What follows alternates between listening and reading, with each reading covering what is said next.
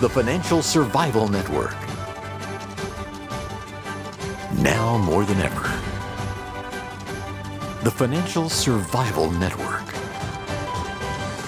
And welcome. You are listening to the Financial Survival Network. I'm your host, Kerry Lutz. Well, we're in for a treat today. Our good friend Martin Armstrong is with us. He's just written a new book. You can find it on his site, The Rise of the Neocons. We'll be talking about that, as well as, of course, the Ukraine war. Is there an end in sight? And we'll talk about gold and central bank digital currencies, Bitcoin, and whatever else we reach.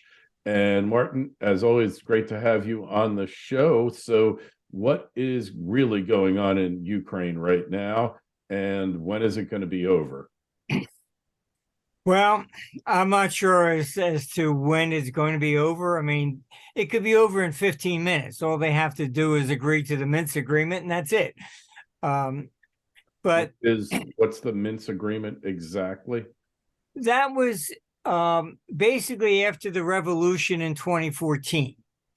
The Donbass is basically all Russian. And the border was simply drawn by Khrushchev for administrative purposes. Ukraine was never a country before. All right. So when the Soviet Union broke up, they've just claimed whatever the border was, and that's ours. But they're not Ukrainians that live there. Kiev sits on the river there. Basically, everything east of the river was historically always Russian, but going back to the Tsars. That was the Russian Empire. So it shouldn't be a mystery that they're primarily Russians that live there. And it really amounts to effectively a Ukraine doing a land grab in a way.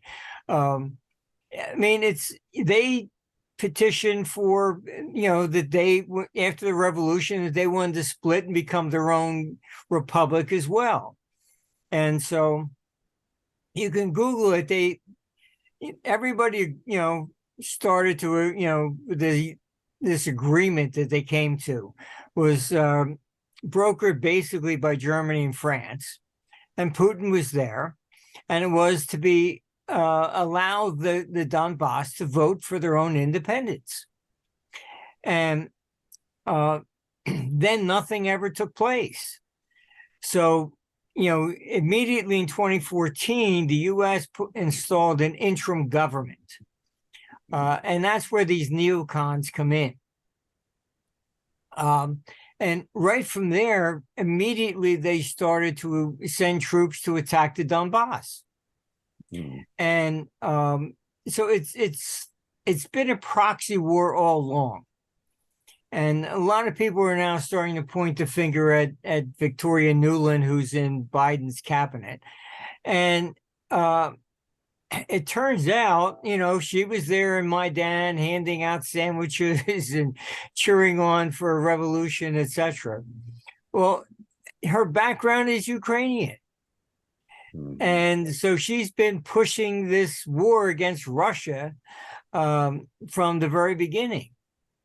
Ron Paul has pointed out that these neocons have done nothing but wage war for 30 years and without any responsibility or accountability. And I mean, they've gotten us into just about everything. McNamara came out, and you can probably see on YouTube, he apologized for the Vietnam War. He says, we were wrong. The Russians really weren't, we misunderstood them. And he at least came out and said, listen, we were wrong and we should draw lessons from this. And nobody has listened to that. I mean, he wanted to clear his conscience, I think, before he died. But then they got us into Afghanistan, Iraq. It's these endless wars. As long as, they're not fighting them and everybody else sends their kids off to be killed. But I mean, there's no strategic advantage to the United States. What do we get out of this? Nothing, actually, but, more debt and and bodies that come home that, and we have to bury. That's about it. Well, it's great for the military industrial complex. They're printing money right now. All those contractors that we know and love so well, they can't do anything else. But when there's war, it's a windfall for them. Yes, but the military itself has been telling Biden they do not want to go to fight Russia on the in Ukraine on the ground. So there is a split also between the military and the military establishment, so to say. And we're seeing that in Ukraine too, that the head of their troops is in a conflict with Zelensky. And Zelensky doesn't want to pull back because it might, disturb his funding, and make it look like they're losing, which they are. And he's basically beside himself. He says, you're keeping people there basically just to die. For what? Cannon fodder. Yeah, I mean, the Pandora Papers show that the number one country with the most corrupt politicians who had accounts overseas is Ukraine. Gee, there's a shock, huh? Yeah, I mean, if 38 politicians were caught in the Pandora, only 15 Russians. I mean, so there isn't even a close second. So they're more corrupt than the Russians, even. Huh? Oh, for everybody. I mean, Nigeria. You take it. There isn't anybody that even remotely comes to 50% of the number of Ukrainians that have stashed money offshore. Zelensky, they're saying that he's got now a house down here in Miami. Well, maybe we'll bump into him. Oh, maybe on the beach.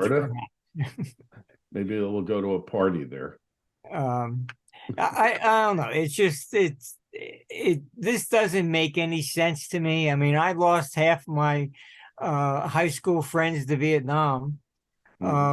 And what did they die for? Basically, they got strip joints and everything else there now, It's like, I don't know. I mean, we always get involved in these wars that have no strategic defense for the United States. And no end. They're endless. Endless. They really are endless. I mean, no goals. I understand if we're being invaded or something, but we're not. Not yet. No, it's complete and utter madness for sure. But this is our leadership, right? It's mind-boggling to even think. I don't know if they just look in mirrors and they think they're the king of the world or what, but chess pieces, right? You don't end up, basically antagonizing Russia, China, North Korea, Iran, all at the same time. I mean, is this what they want? I don't know if it's just complete stupidity or what. I mean, Nixon worked very hard to separate China and Russia, and Biden's done nothing but bring them together. So I don't know. It's not Biden per se, because, I'm not sure he knows what time of day it is.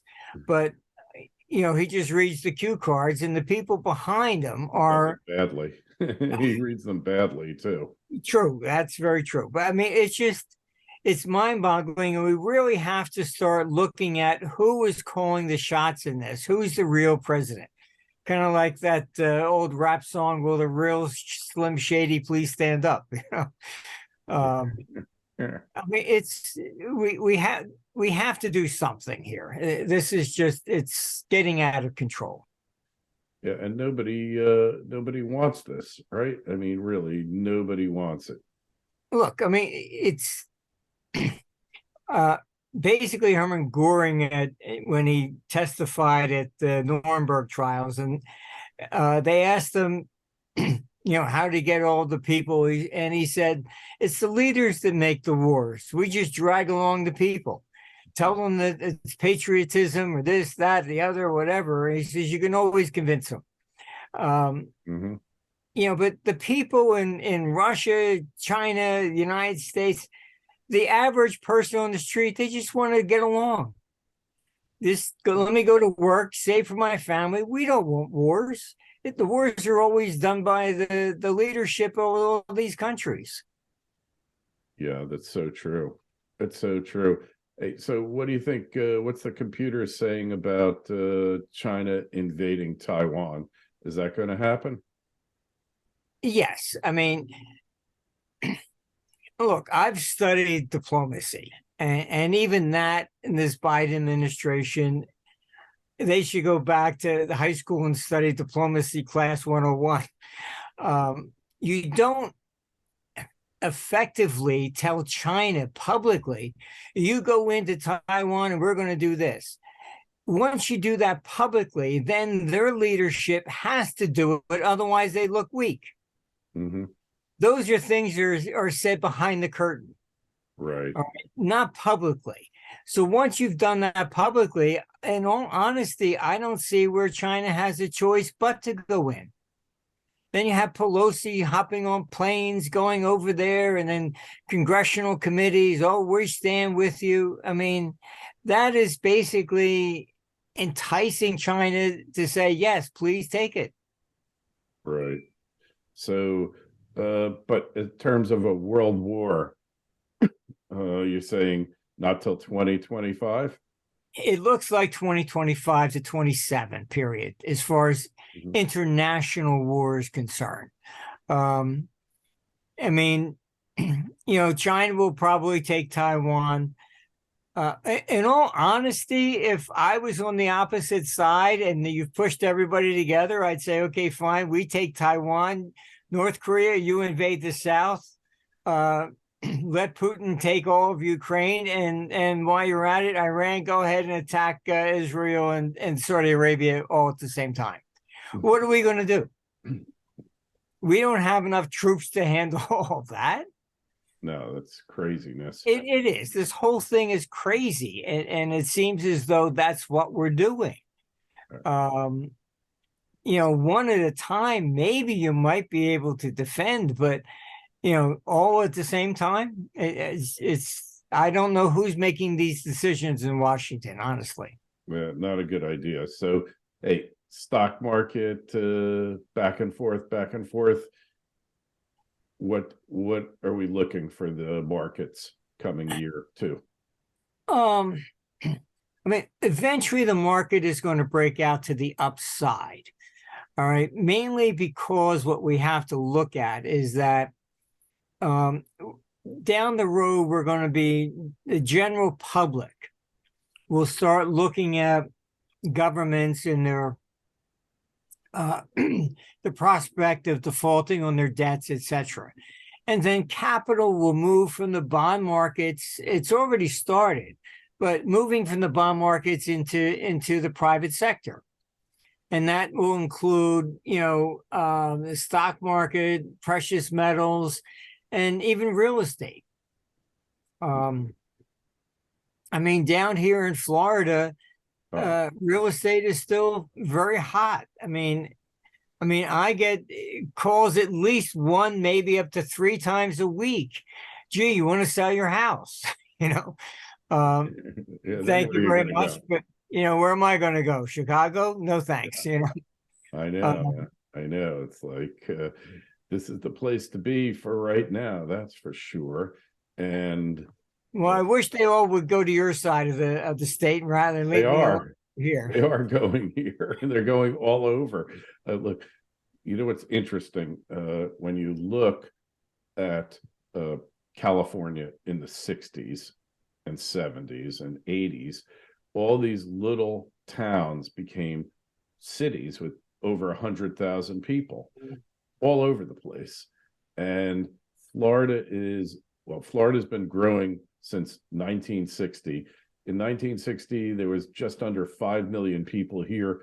Now they say there's 22. I think it's probably 23 or 24 million. We know the census understated them, so Florida wouldn't get too many congressional seats for the redistricting.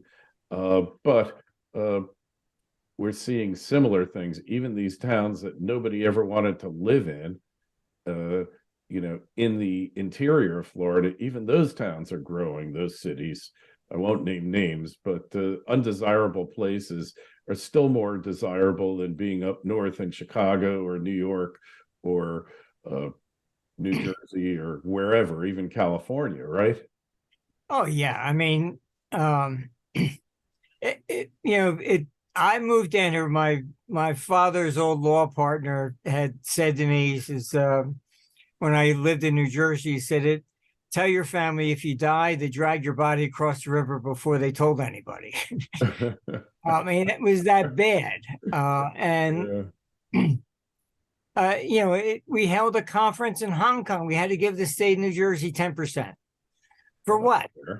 Oh, I mean, all they ever did was give me, parking tickets and stuff like that. Here in Florida, the fact we don't have an income tax, and everything is functions a lot better than it did in New Jersey. That's for sure. Hey, look at the roads. Look at the roads are better. Like perfect. They're crowded, but they clean them. I mean, Martin, when I moved down to Florida, I sold my house in New York, packed up my truck, and I stayed in Georgia for the night and crossed into Florida at like 7 a.m. There was a crew of workers cleaning the median of the highway, cutting everything back, cleaning up the garbage. I mean, you saw that in New York like twice a year, maybe, if they got around to it. And, with less government, Florida works much better. Half the budget of New York State with 15% more people now. Florida's working way better than New York. And there's no potholes. Yeah, no potholes. We actually just had the Grand Prix this last weekend in St. Petersburg. I mean, where can you have a Grand Prix on the street roads unless they're perfect, Yeah, so true. But I don't know. I mean, everybody is definitely leaving the major California. They're abandoning California in leaps and bounds. Chicago, New York, Connecticut, Jersey. It's just, I don't know. The traffic is definitely doubled down over here.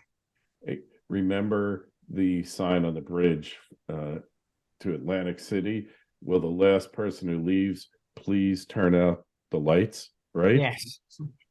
And that's what we're going to have in New York City and all these other places. So Boca Raton is now becoming the new Wall Street. I mean, even Goldman Sachs moved their most profitable division to Florida.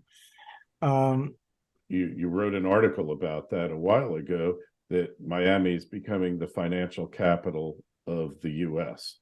And I don't think there's any denying it. The money coming down here, when you drive down through Miami or through any well-off area in Florida, it looks like China with all the cranes, except hopefully these buildings won't fall down. And I don't think they're going to be ghost cities. We're not building ghost cities here in Florida, that's for sure. So gold. It's kind of been stuck in a range. It had a little bump recently. When can we look forward to gold and silver appreciating? I think, well, what I've said on your show before. I mean, gold does not go up with inflation. What it goes up with is the collapse of the confidence in government. All right. Even if you look at the price action from 1980. All right. Gold bottomed at 100 in 1976. It finally got up to about 400 in December 79.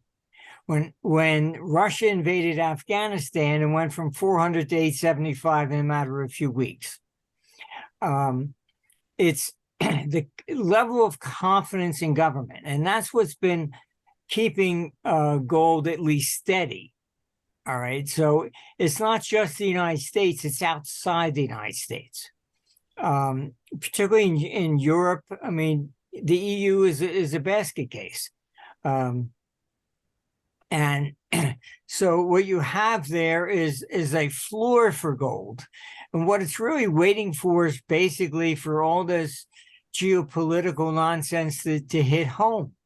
I mean, I can tell you that what is really going on here is that we have a serious sovereign debt crisis. And that's what the London bond market crisis was about. Europe took interest rates to negative in 2014. So effectively, every bond that they had sold from 2014 into late 2022 was negative. All right. And the institutions over there were desperate for some kind of yield. All right. Now, all of a sudden, you have them fighting inflation, plus you have, the Ukrainian war, and interest rates rise during wars. They always do. All right. You have this insane fight for inflation to keep it at 2%, which they'll never be able to do because this type of inflation is based on shortages, not speculation. So effectively, any institution, they can't afford to buy the long term anymore because interest rates are rising. They know that. So whatever they buy today, and then the Fed raises rates again next quarter, they lose money. So they've been dumping the long term and moving to short term. Right. And that's what Janet Yellen came out and it went over most people's heads. But she was talking about maybe the Treasury should get in to start buying the long term and swapping it with short term. All right, that's not quantitative easing. That's basically reducing the maturity of the debt itself. Correct. All right, because there's no liquidity on the 20 and 30 year. Mm-hmm. And why would somebody buy it if they know the interest rates are going to continue to rise? They're only going to lose money. And will the interest rates continue to rise? That's the question. At least into 2024. And then you're going to have a reassessment in 25. But you have to understand this. So what Janet Yellen also said, which again, most people didn't quite understand what she was hinting at, was that as this debt rises so dramatically, that you have primary dealers. The primary dealer has to guarantee to buy X amount of debt from the government. And they can't. The government doesn't sell the debt to us. It sells it to the banks. Then the banks resell it. Now, if the bank can't resell it, then what happens? The bank's balance sheet isn't big enough to absorb all this debt. That's what she was saying, that maybe the primary dealers, and that's why she was hinting at the Treasury getting involved in buying in the long term. Because the debt itself, all this amount of money that they've been spending, the banks aren't big enough to buy it. Correct. So this is the problem we're starting to come into.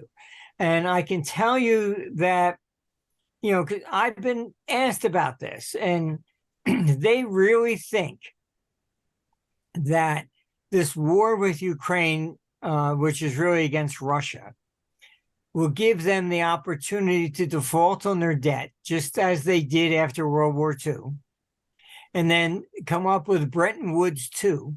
And that's where the digital currency stuff comes in. They really think, and look, I've been meeting with governments for almost 40 years now. And the way they look at things is just substantially different than the way we do. I had met with a Reagan Treasury back then when Volcker had taken the interest rates up, to 14% on the discount rate. Mm-hmm. And I said, guys, I said, you realize the national debt's going to double by the end of the decade just on interest. And they looked at me and they said, yeah, Marty, but we'll be paying back with cheaper dollars. That's always the game. Okay. So they were deliberately creating inflation. They knew it would be inflationary. And so, what I was asked was would I be interested in getting involved in revising the world monetary system? And I said, no, thank you very much, because I know who's behind it. All right. And they think that they can default on their debts, as they did after World War II, create Bretton Woods 2. And this is why Schwab is out there saying you'll own nothing and be happy.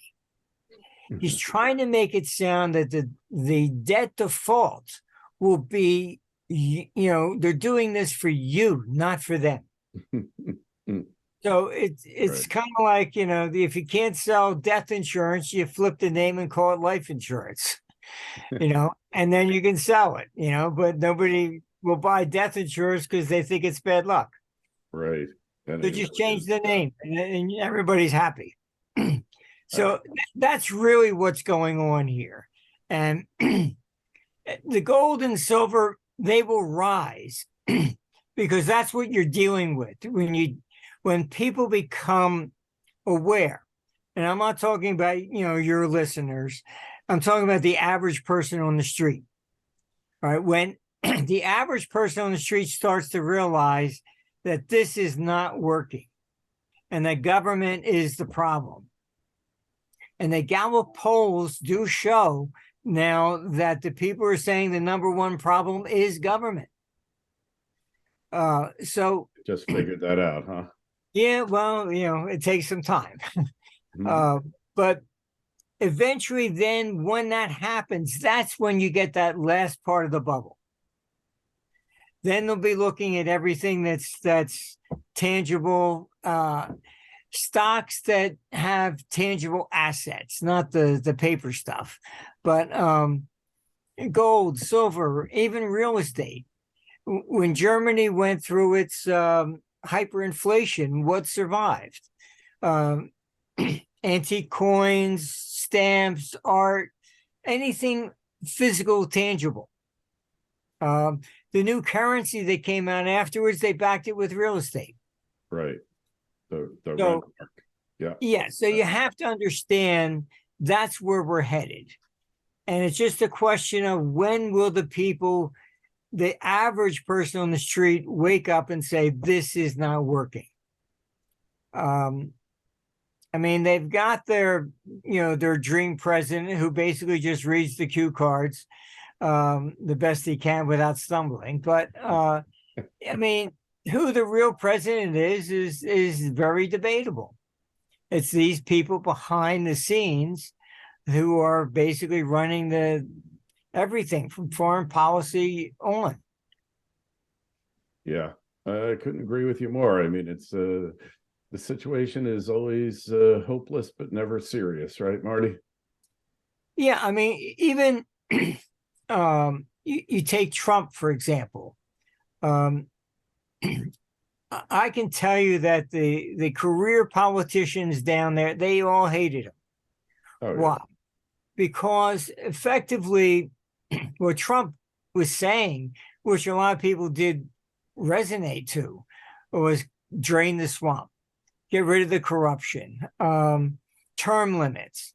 I think the vast majority of people would all vote for stuff like that. But Trump's problem was effectively that the swamp is both sides. It's not just one.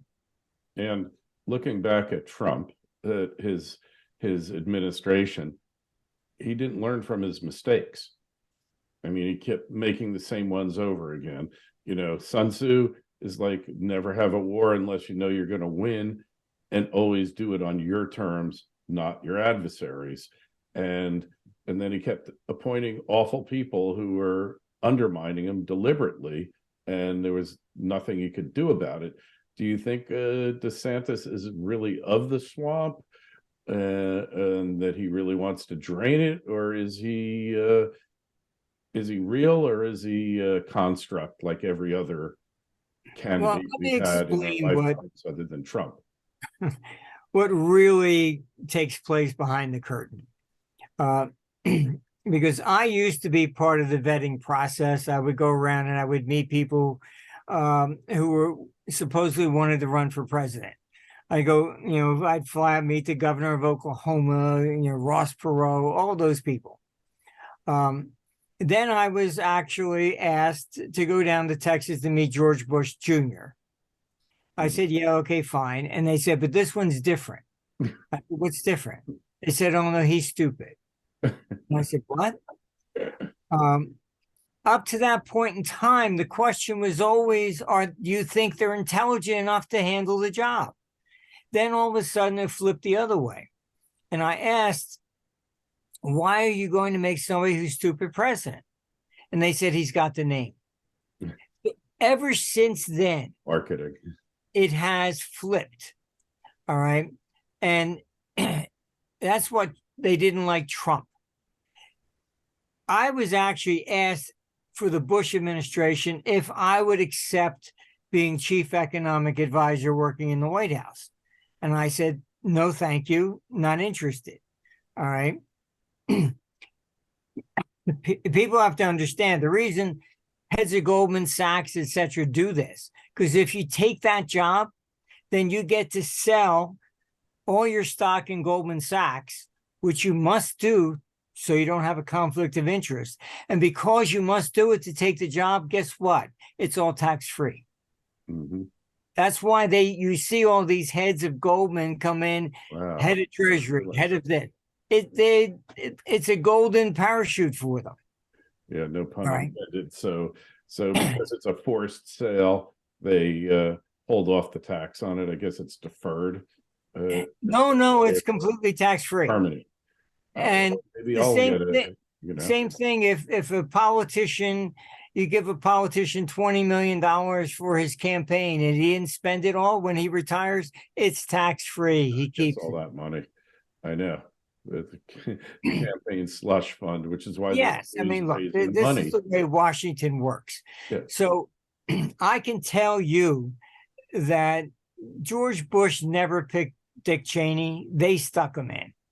The same way they were trying to, the handlers were basically the ones that picked the cabinet, not Bush. And the same thing with Trump. When Trump went there, they said, oh, look, you don't have the experience. We need, you need confidence, so we should pick the people. They picked Bolton. They picked all these people. And every one of them stabbed them in the back because they're from the swamp. So is DeSantis the cure to the disease? Because if you look at what he's done here in Florida, all right, most of his substantive measures, they've been directed against the wokeness. Now, maybe that's just setting up the argument for the election, but he did do it. And taking away that tax break from Disney, the state wanted to do that for 20 years, but nobody had the guts to do it. And he did it. And, these other things, election integrity measures, basically passing a law at the state level that you can't defund the police. And now he's been removing these Soros DAs. He's about to do another one. Is this just for show, or? No, you have to understand. I was actually asked if I would get back in the game. And I was asked if I would go talk with Trump to talk him out of running in 2024. And I was asked if I would then go meet DeSantis and be willing to join the team to advise him. I did fly over to Palm Springs and to go meet with DeSantis. I found him genuine, no problem, but I told them I did not want to get involved.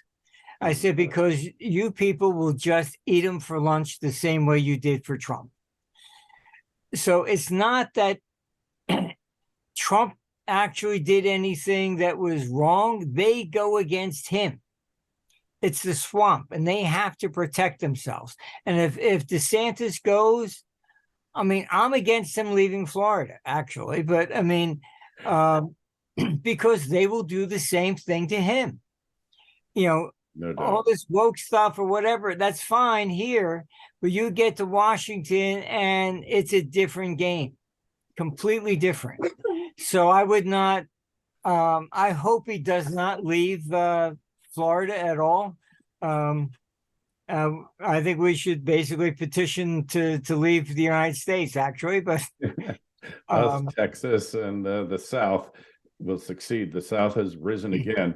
Well, you got to go take a look at Armstrong Economics, The Rise of the Neocons.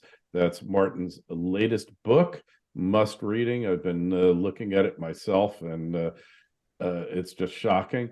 You know, there's another book out there, Marty, that if you haven't taken a look at, I highly recommend. It's called Gangsters of Capitalism. And it basically goes to the latter part of the 19th century into the early part of the 20th century and follows Marine General Smedley Butler through his escapades on behalf of gunboat diplomacy and invasion of virtually most of the countries, the rebellion that was sparked to facilitate the Panama Canal construction, Haiti's invasion, Mexico's invasion, Nicaragua, I think on behalf of the United Fruit Company, because they were going to nationalize some plantations. It is a shocker.